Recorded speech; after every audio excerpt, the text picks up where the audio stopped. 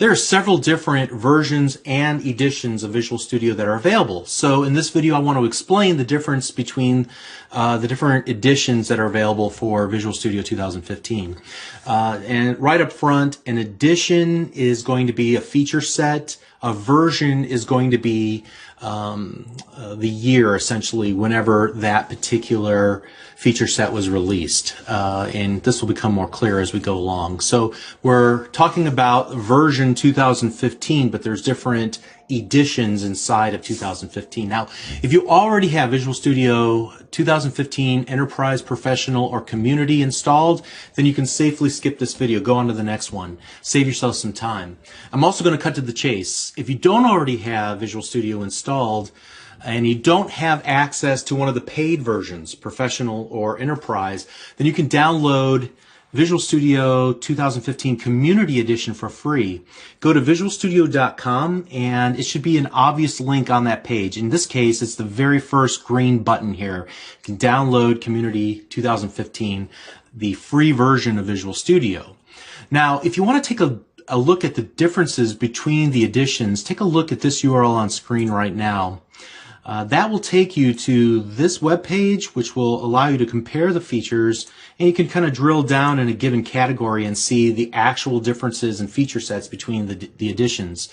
In a nutshell, the Community Edition is the free version of Visual Studio 2015. It's intended for beginners and hobbyists and open source contributors and even small businesses. But Microsoft will license the Professional and Enterprise Edition to larger companies. And as you look through the differences between, for example, Community and Professional, you'll see that they're almost identical in their feature sets. The only real difference is, first of all, is a feature called CodeLens, which gives you a way to kind of analyze the usage of your methods. It's really handy.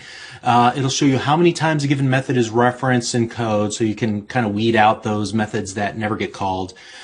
It'll show you which, you can drill down into that and find out every time your method is called, you can kind of go to that method that calls your method. You can see all the times that it's been checked into source control and who checked it in and any comments that were left with that check-in. You can see who last edited that particular that method in your team, and a lot more. It's really deserving of its own mini-series, but honestly, it's not a must-have feature. It's not necessarily worth the several $100s that it would cost to upgrade from Community to Professional. Unless your company's paying for it, then by all means, let them pay for that and learn how to use that feature. The other thing that's different between Community and Professional is that Professional has integration with a server software called Team Foundation Services, and it's an on-site collaboration tool for teams. It gives you a shared source code repository, continuous integration, so continuous build, continuous integration of all the code to ensure that everything is always coming together and working, and that you don't have any check-ins into source control that break the build. Iteration planning, task management, bug reporting, things of that nature. If you're on a small team, couple members, 2, 3, 4 people, then you probably want to use Visual Studio Online and not have to set up Team Foundation Services for your little team. And we'll talk about Visual Studio Online in a little bit.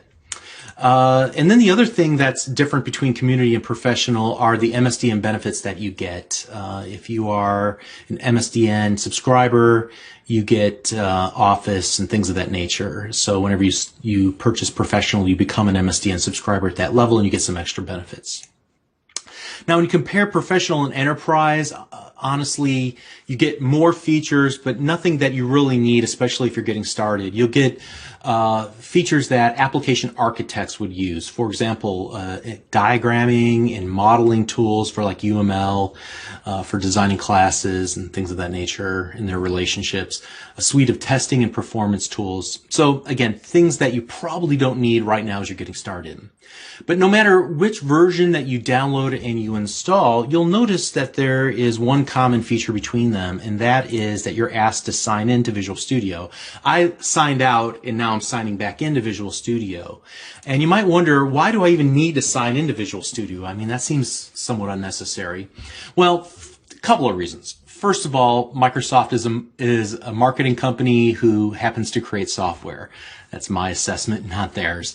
They like to track everything about the usage of their tools so that they know where they should invest more money. Then they also like to lock things down.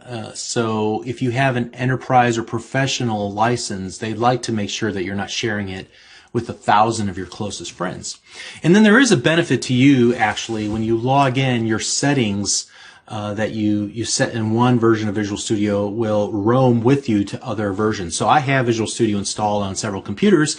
When I log in, it brings down the colors that I prefer for my code editor and for the shell itself, line numbering, which is something I have to turn on in the options, font size, things like that. And it will roam with me, and then I'm comfortable and I can get started right away without having to reset all of those every time I install Visual Studio on a different computer. All right, so that's pretty much all I wanted to talk about regarding the different versions and editions of Visual Studio, what the differences are. Again, if you take nothing else away from this, download Community 2015 unless you have access to one of the paid versions. So next, we're going to pop open Visual Studio and we're going to talk about project templates, projects, and solutions, and we'll see you in that video. Thanks.